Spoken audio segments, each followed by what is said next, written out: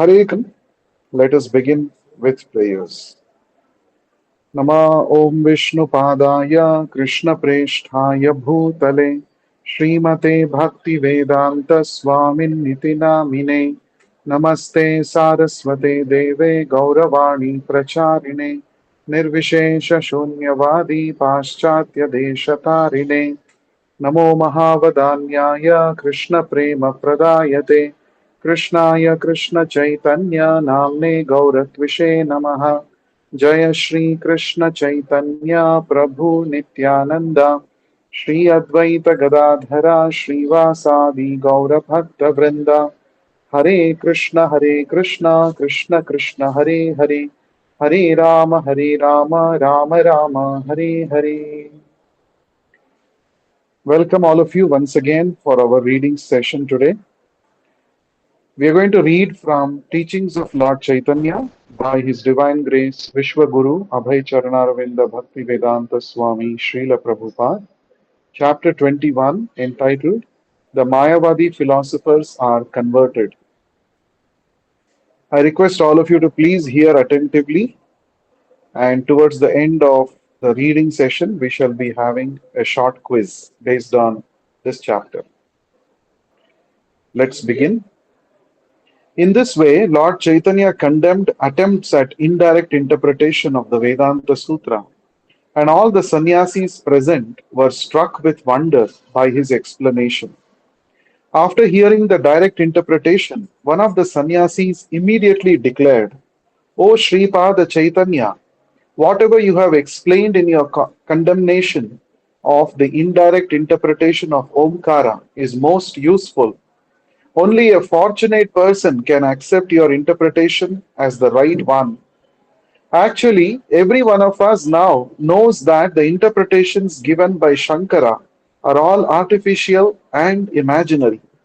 But because we belong to Shankaracharya's sect, we take it for granted that his interpretation is the right one. We shall be very glad to hear you further explain the Vedanta Sutra by direct interpretation. So, being requested, Lord Chaitanya explained each and every verse of Vedanta Sutra according to the direct interpretation. He also explained the word Brahman, indicating that Brahman means the greatest, the Supreme Personality of Godhead. Brahman indicates that the greatest is full with six opulences. The Supreme Personality of Godhead is the reservoir of all wealth, all fame, all strength, all beauty, all knowledge, and all renunciation.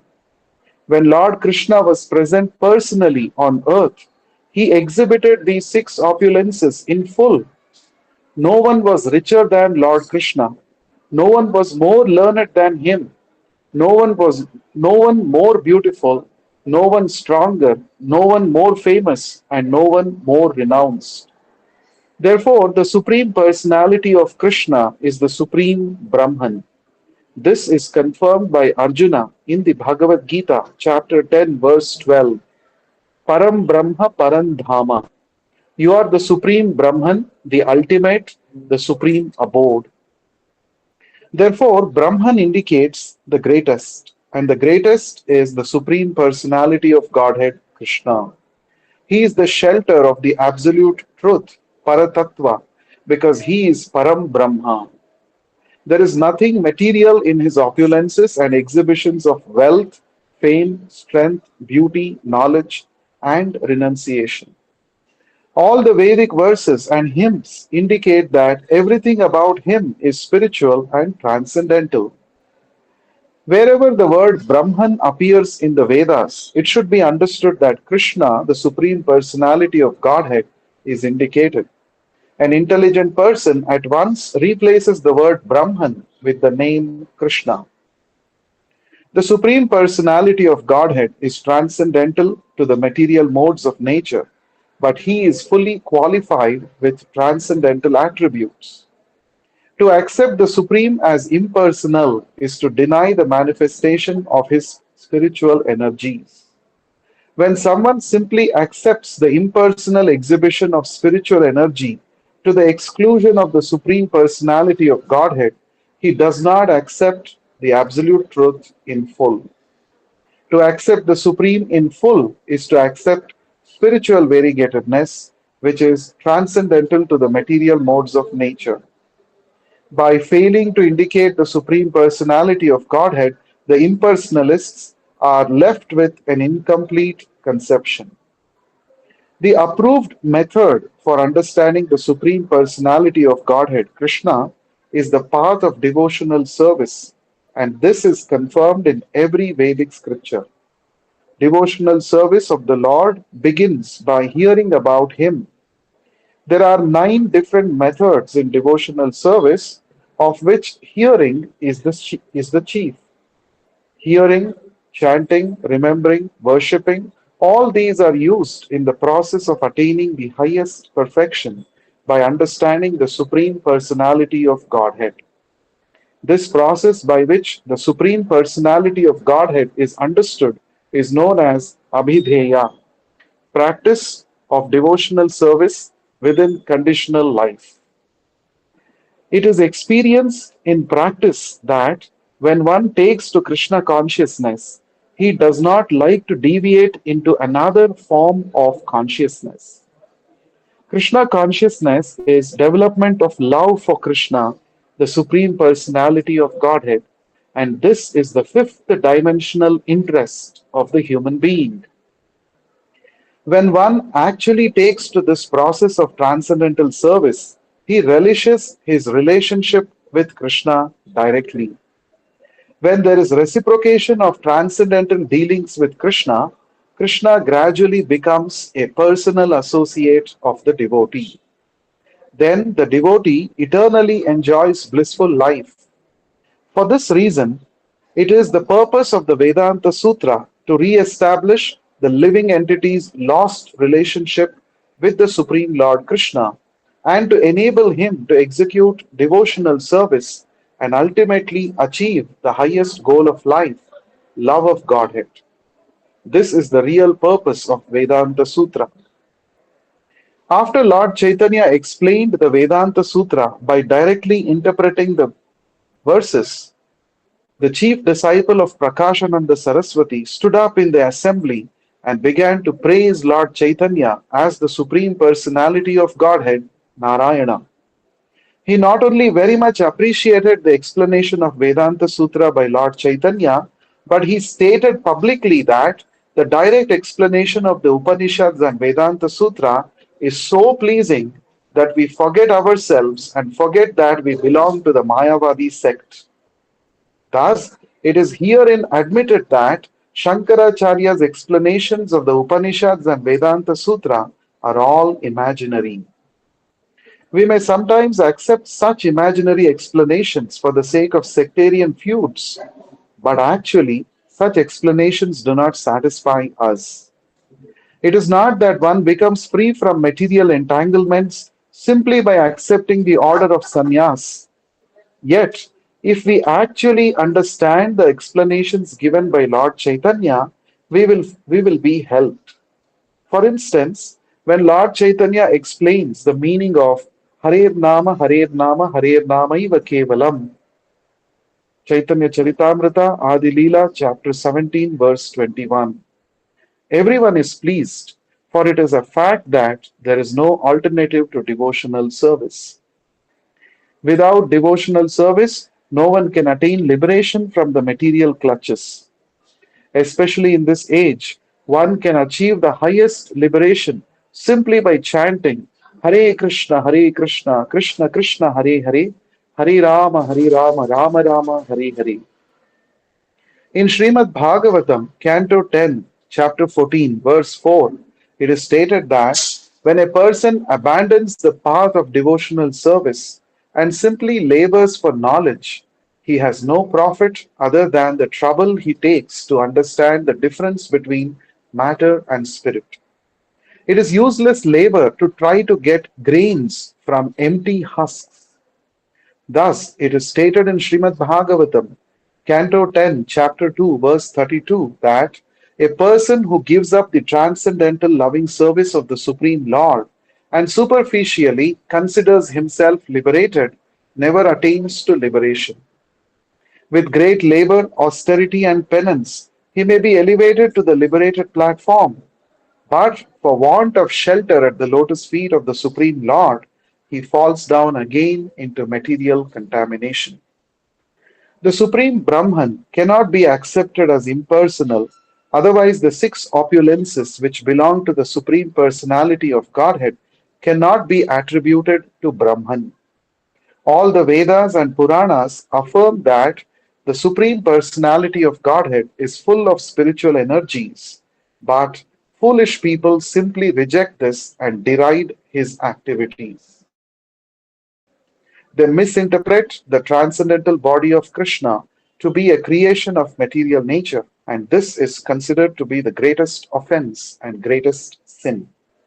One should simply accept the words of Lord Chaitanya as he spoke them before Prakashananda Saraswati and the māyāvādi sannyasis. The individual personality of the Supreme Absolute Truth is explained in Srimad Bhagavatam, Canto 3, Chapter 9, verses 3 and 4. O Supreme Lord, the transcendental form which I am seeing is the embodiment of transcendental pleasure. It is eternal and devoid of the contamination of the material modes. It is the greatest manifestation of the Absolute Truth, and it is full of effulgence. O soul of everyone, you are the creator of this cosmic manifestation and all the material elements. I surrender unto you in your transcendental form, O Krishna, O most auspicious universe. You advent yourself in your original personal form in order to be worshipped by us, and we perceive you either by meditation or by direct worship. Foolish people contaminated by material nature do not give much importance to your transcendental form, and consequently they glide down to hell. This is also confirmed in Bhagavad Gita. Avajananti mamudha manushim tanumashritam param bhavamajananto mama bhuta maheshwaram. Fools deride me when I descend in the human form. They do not know my transcendental nature and my supreme dominion over all that be. Bhagavad Gita, chapter 9, verse 11. That such foolish and demoniac persons go to the hellish planets is also confirmed in Bhagavad Gita. Tanaham dvishatakrūrān samsāreshu naradhaman kshipamyajasrama shubhan asureshveva yonishu. Those who are envious and mischievous, who are the lowest among men, are cast by me into the ocean of material existence, into various demoniac species of life. Bhagavad Gita, chapter 16, verse 19. The doctrine of byproducts, Parinamavada, is asserted from the very beginning of Vedanta Sutra, but Shankaracharya has superficially tried to hide it and establish the doctrine of transformation, Vivartavada. He also has the audacity to say that Vyasa is mistaken. All Vedic literatures, including the Puranas, confirm that the Supreme Lord is the center of all spiritual energy and variegatedness. The māyāvādi philosopher, puffed up and incompetent, cannot understand variegatedness in spiritual energy. He consequently falsely believes that spiritual variegatedness is no different from material variegatedness. Deluded by this false belief, the Mayavadis deride the pastimes of the Supreme Personality of Godhead. Such foolish persons, unable to understand the spiritual activities of the Supreme Lord, consider Krishna to be a product of this material nature. This is the greatest offense any human being can commit. Lord Chaitanya therefore establishes that Krishna is Satchidananda Vigraha. Brahma Samhita, chapter 5, verse 1, the form of eternity, knowledge, and bliss, and that he is always engaged in his transcendental pastimes, in which there is all spiritual variegatedness. The student of Prakashananda summarized the explanations of Lord Chaitanya and concluded, we have practically given up the path of spiritual realization.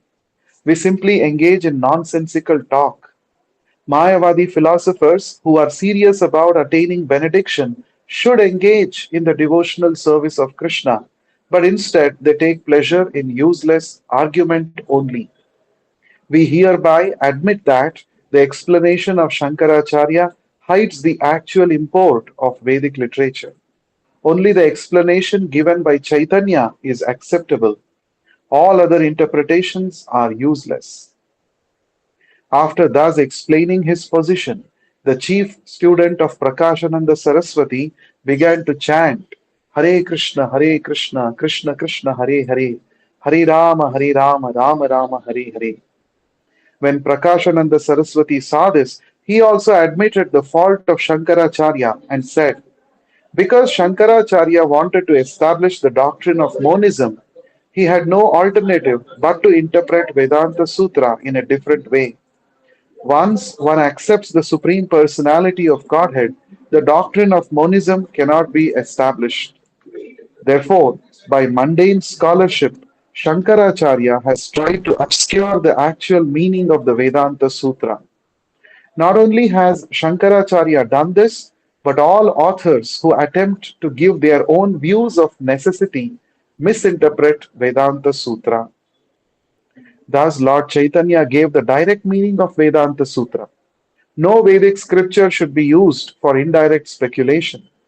In addition to Shankaracharya, other materialistic philosophers like Kapila, Gautama, Ashtavakra, and Patanjali have put forward philosophical speculation in various ways. Indeed, the philosopher Jaimini and his followers, who are all more or less logicians, have abandoned the real meaning of the Vedas, devotional service, and the Vedic have tried to establish the absolute truth as subject to the material world. It is their opinion that if there is a God, he will be pleased with man and give man all desired results if man simply performs his material activities nicely. Similarly, the atheist Kapila tried to establish that there is no God and created the material world. Similarly, the atheist Kapila tried to establish that there is no God who created the material world. Kapila has even tried to establish that a combination of material elements caused creation. Similarly, Gautama and Kapila, Gautama and Kannada have given stress to this theory that the creation resulted from a fortunate combination of material elements, and they have tried to establish that atomic energy is the origin of creation. Similarly, impersonalists and monists like Ashtavakra have tried to establish the impersonal effulgence or Brahmajyoti as the supreme.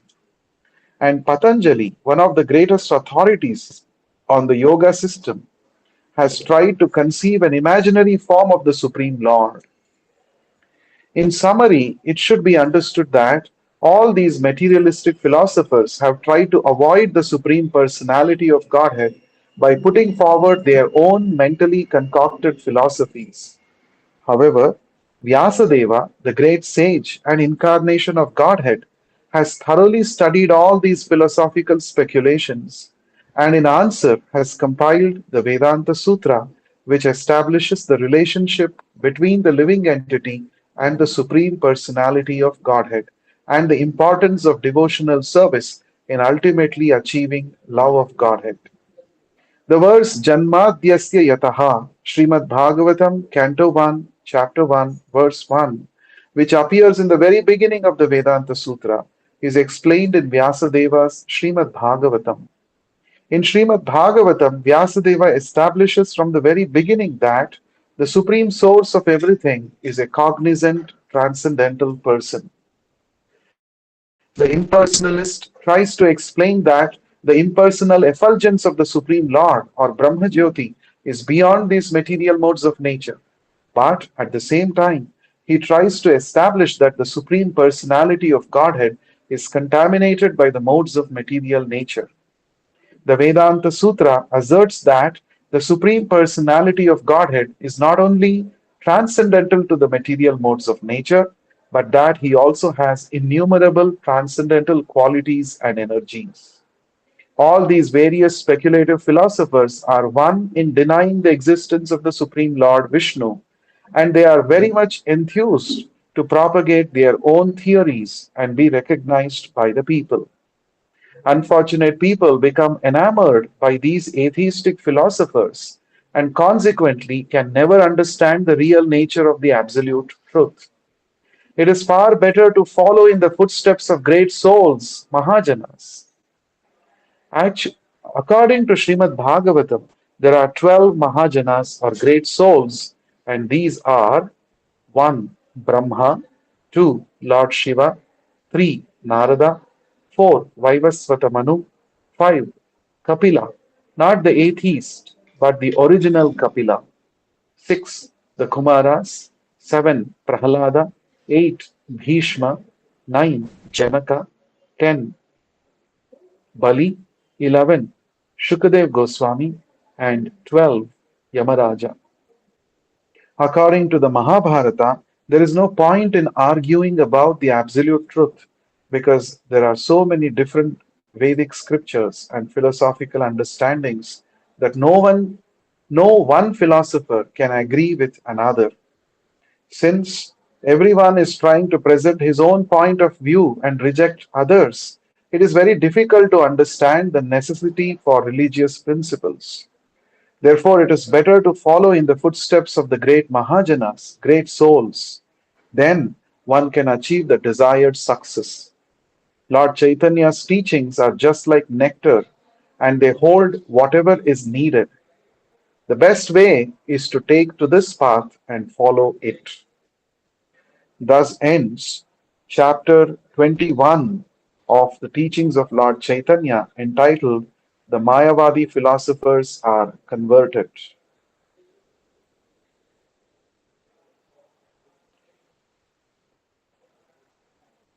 So now we shall be having a quiz based on this chapter. I will be reading out the question, and if you know the answer, you can unmute yourself and try to answer. So here is your first question.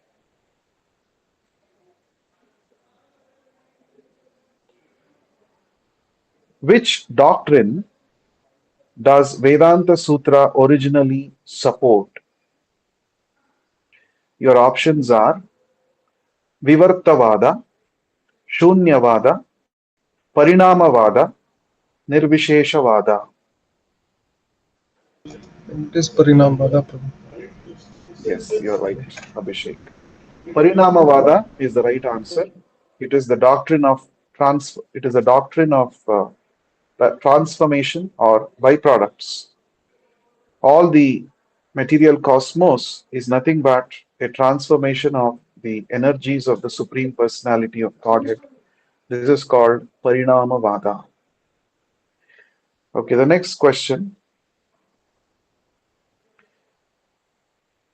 What doctrine did Shankaracharya use to interpret the Vedanta Sutras indirectly? The same options. Vivartavada, Shunyavada, Parinamavada, Nirvisheshavada. Vivartavada. Yes, Abhishek. Again, you're right. Vivartavada is the right answer. Vivartavada means the theory of illusion. Okay. The next question.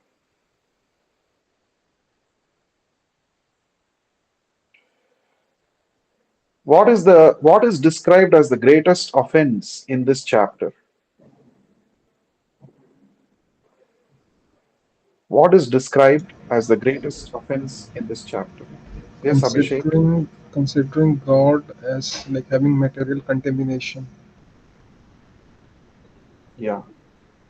So, correct. Misinterpreting Krishna's transcendental form as material is the greatest offense as mentioned in this chapter. Okay, the next question. What is the real purpose of Vedanta Sutra? What is the real purpose Uh, of Vedanta Sutra? Real purpose is to establish relationship with God, then Yes, describe devotional service, and then attain the love of Godhead. good. So, re-establishing the soul's lost relationship with Krishna is the real or actual purpose of the Vedanta Sutra. Right answer. Which is the chief method of all the processes of devotional service as mentioned by Srila Prabhupada in this chapter? Hearing. Yes, hearing, Shravanam. Hearing about Krishna is the chief among all the nine methods of devotional service. Okay. Last question.